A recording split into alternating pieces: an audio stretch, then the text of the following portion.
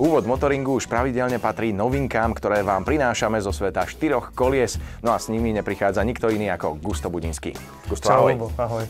Takže zo Ženevy máme opäť nejaké ďalšie novinky. Minulý týždeň sme mali a teraz pokračujeme. Budeme pokračovať ešte možno ďalší týždeň, lebo je tam toho naozaj veľa. Ale mohli by sme sa teraz venovať stánku Oplu, kde majú autička také, ako máš ty rád. Crossovery, samozrejme. Čiže Opel Mokka. My sme ho už ukazovali aj divákom, samozrejme. Áno. Vyzerá zaujímavo a trošku sa podobá na Buick. Veľmi máš pravdu. Ale teraz sme si ho aj ošahali, aj sme si v ňom posedeli a tak.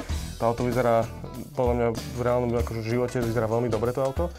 A ja si myslím, že to bude mať úspech. Asi viac iba predokolky s najmenšími motormi, ale vyzerá to dobre. Aj vzadu sa dosť dobre sedelo, aspoň teda mne, keď nepatrím teda medzi najvyšších ani najnižších. Taký ten zdravý stred si hovorím.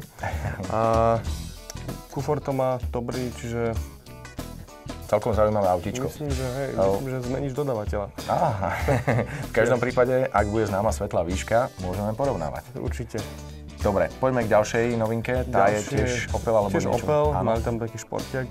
Opel Astra OPC, to je také môjmu srdcu blízke.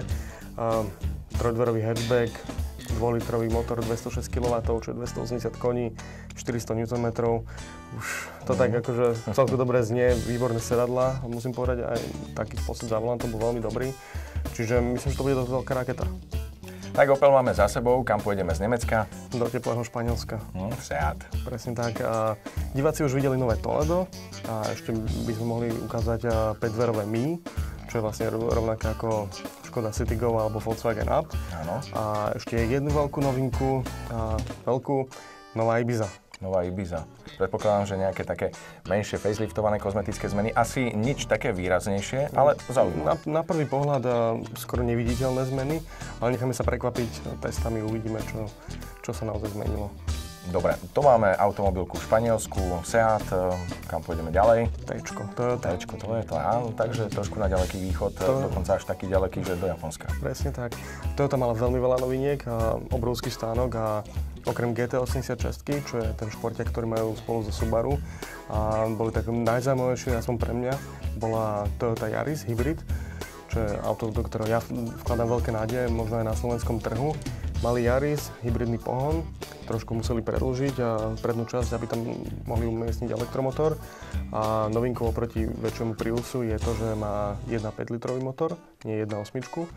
A podarilo sa im aj mierne zmenšiť batérie, čiže vzadu máte stále nejakých 289 litrov na batožinový priestor, čo je podľa mňa postačujúce. Priemerná spotreba by mala byť 3,5 litra na 100 km. Tak Yaris vždy bol známy práve tou spotrebou nízkou a efektívnosťou. Teraz hlavne aj tie emisie zhodili dole a tých 3,5 litra to myslím, že veľmi slušná hodnota. Aby toho nebolo málo, predstavili ešte nový hybrid. Je to Toyota FT-BH. Čo to znamená? To si už ani nepamätám. Ale je to malý hybrid a ešte menšie batérie, ľahšie, čiže mal by to mať lepší dojazd a je to taká nejaká predzvesť budúceho B-čkového modelu, ktorý príde čoskoro na trh. Tak s tým dojazdom to bude pri tých elektromobiloch naozaj zaujímavé a keď niektorý z tých výrobcov prekoná Teslu Roadster, ktorá má viac ako 300 km dojazd, tak naozaj potom sa dá hovoriť o tomto jazde. Určite áno, ale ja si myslím, že to stále stačí na tú dennú potrebu človeka. Aj tých 160-200 km, čo je dneska taký lepší priemer, to hlavne úplne postačuje. Pokiaľ človek teda nedochádza vyše viac ako 100 km za prácou.